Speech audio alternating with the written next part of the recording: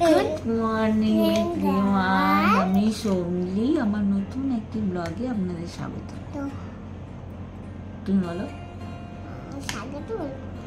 আচ্ছা, তুমি যেটা পারো সেটা বলো। স্বাগত সবাইকে, হ্যাপি হোলি। কাটা ওই ছোট বলো।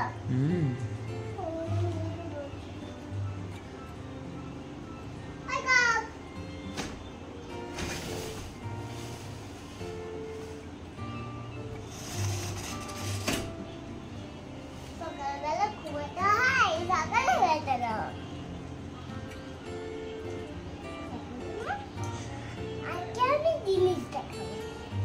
কি জিনিস দেখাবি? হ্যাঁ, কি দেখাবি? জিনিস সব এসে চলো চলো চলো। দেখলেনই তো, আজকে মেয়েই ব্লগ শুরু করেছে। আর মেয়েই নাকি জিনিসপত্র দেখাবে। এই দেখুন, ভারী একদম তুলতে পারছে না, বাট তাও ও দেখাবে। ঠিক আছে, আপনারা তাহলে দেখতে থাকুন মেয়ে আজকে আপনাদেরকে কি দেখায়।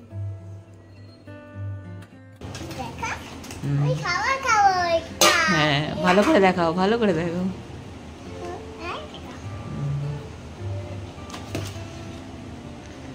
হ্যাঁ, এরকম ভালো, এরকম এরকম করে দেখাও। উল্টা দিকে, উল্টা দিকে, ওই দিকটা নয়, এই দিকটায় এরকম করে ধরো। নাও, তারপরে বের করো।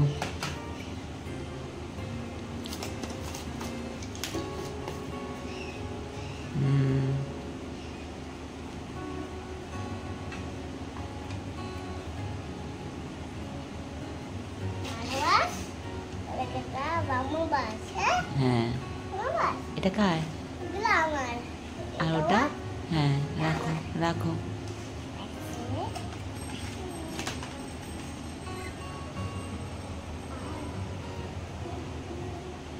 বার করো, তাড়াতাড়ি বের করো। হ্যাঁ হ্যাঁ, আচ্ছা, খিচুড়ি হয় ওটাতে? আচ্ছা, ঠিক আছে ঠিক আছে। হ্যাঁ,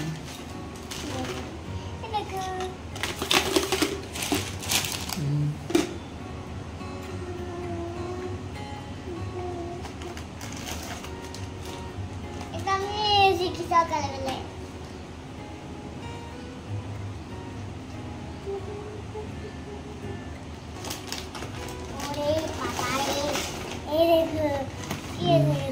ওটা কি কি? হ্যাঁ,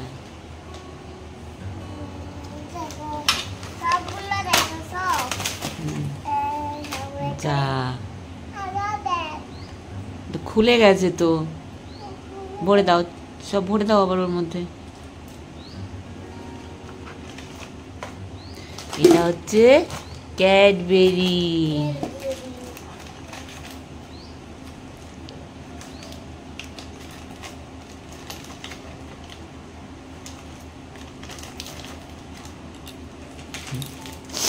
রাখো, সাইডে রাখো।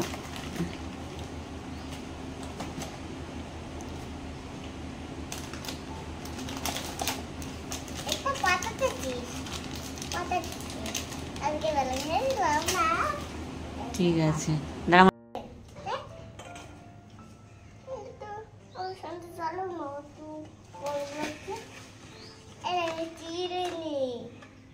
দেখা, এটা কি দেখি? এটা চিরুনি নয়, দেখি। এটা হচ্ছে চিরুনি না মা, এটা এটা হচ্ছে ওই পা পরিষ্কার করা আমার, বুঝতে পেরেছ? আচ্ছা, ঠিক আছে, তোমাকেও করে দেবো। না, তুমি বের করো তাড়াতাড়ি, তুমি বলছো আমাকে বের করতে দেবে না। হ্যাঁ, দেখাও ওটা কি, এটা কি? এটা কি? এটা এটা এটা তেল, এটা প্যারাশুটের কোকোনাট অয়েল। তারপরে বের করো। হ্যাঁ, পাস্তা।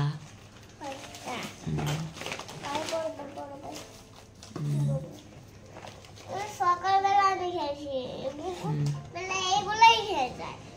দেখাও ওটা কি নিয়ে এসছো। কেক। হ্যাঁ আচ্ছা ঠিক আছে, তুমি ওখানে খুলতে হবে না, রাখো পাশে রাখো।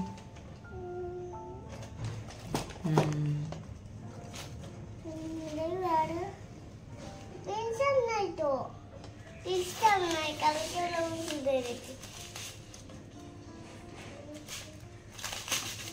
এটা কালো জিরে দাও, তুমি জানো না। আর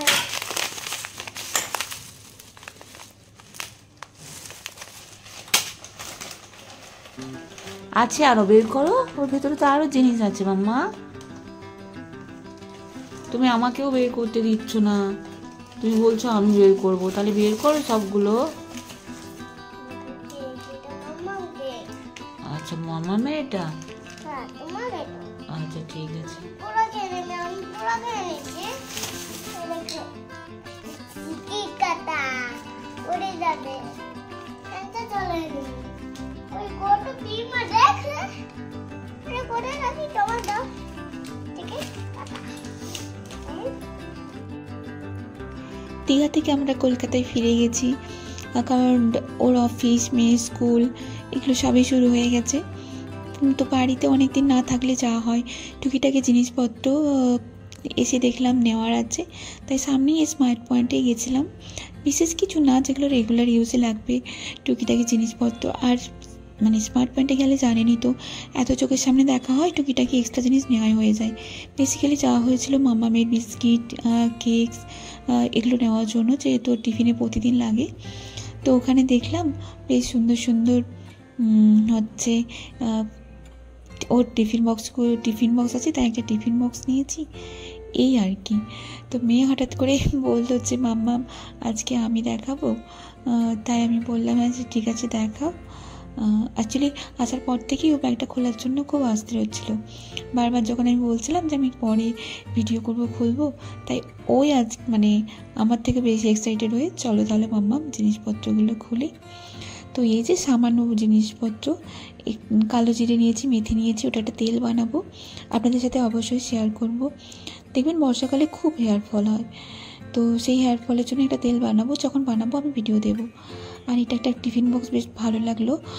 অ্যাকচুয়ালি ভালো লাগার থেকেও ওর একটা ছোটো টিফিন বক্সের খুব দরকার ছিল। মামামের যেহেতু মাত্র 2 ঘন্টা স্কুলের জন্য সেরকম কিছু টিফিন দিতে হয় না, ওই হালকা ফুলকা কেক, বিস্কিট বা ফ্রুটস ছোটো টুকরো করেই দেওয়া হয়। তো বড় টিফিন বক্সটা দিলে না এদিক ওদিক খুব হয়ে যায়, তাই ছোটো একটা টিফিন বক্স নিলাম।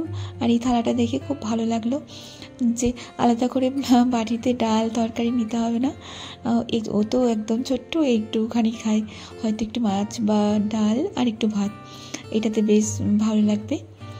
আর এই সামান্য ব্রাশ, টুকিটাকি পাস্তা টাস্তা এগুলোই নিয়েছি, সেরকম কিছু নেওয়ার ছিল না। আর আমি নিয়েছি একটা লাঞ্চ বক্স। অ্যাকচুয়ালি আমার কাছে এটা মানে স্টিলের লাঞ্চ বক্স ছিল না, আর এই লাঞ্চ বক্সটা আমার খুব দরকার ছিল ভাপা করার জন্য। ধরুন ইলিশ ভাপা, ডিম ভাপা খুবই করতে ইচ্ছে হচ্ছিলো, বাট এই ধরনের যে বক্সগুলো হয় ওটা আমার কাছে ছিল না। তাই আমি আজকে যেহেতু চোখের সামনে দেখতে পেলাম, আর ভালো অফারও ছিল, 50% অফ ছিল, তাই নিয়ে নিলাম। তারপর দুপুরবেলা মেয়েকে অলরেডি খাইয়ে ঘুম পাড়িয়ে দিয়েছি, আমারও খাওয়া হয়ে গেছে। জানেনই তো দীঘা ঘুরতে গেছিলাম, তো সমুদ্রে ঘুরতে গেলে যা হয়, পুরো মুখ ভর্তি ট্যান নিয়ে বাড়ি ফিরেছি। তো আমার কাছে সেরকম কিছু জিনিস ছিল না, একদম ঘরোয়া যে জিনিসপত্র ছিল সেটা দিয়ে আমি একটা প্যাক বানিয়েছিলাম, ভাবলাম আপনাদের সাথেও শেয়ার করি। যারা একদম আমাদের মতো হাউসওয়াইফ, ঘরোয়া মানে পার্লারে গিয়ে ফেসিয়াল করেন না, বাট সানট্যান কীভাবে দূর করবেন, তো বাড়িতে থাকা সামান্য জিনিস দিয়েও প্যাক বানিয়েও যদি আপনি লাগান তাতেও কিন্তু অনেক কাজ হয়। যেমন আজকে আমার হাতের সামনে সেরকম কিছুই ছিল না, আমি একটা বাটিতে 1 চামচ বেসন নিয়েছি, সামান্য পরিমাণে হলুদ আর দই, এই জিনিসগুলো আমাদের বাড়িতে হাতের সামনে সবসময় দেখবেন থেকে থাকে। তো সেটাই ভালো করে মিক্সড করে নিয়ে আমি সামান্য গোলাপ জলও দিয়েছি, তারপরে মুখের মধ্যে আমি অ্যাপ্লাই করে নিলাম। তার আগে আমি ভালো করে ফেসটা ক্লিন করে এসেছি।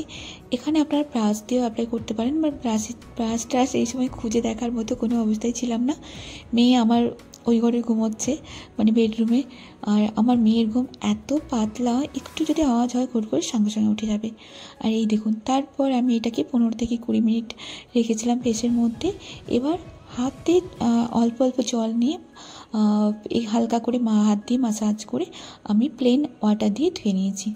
দেখুন ফেসটা অনেক আগের থেকে চেঞ্জেস লাগছে না?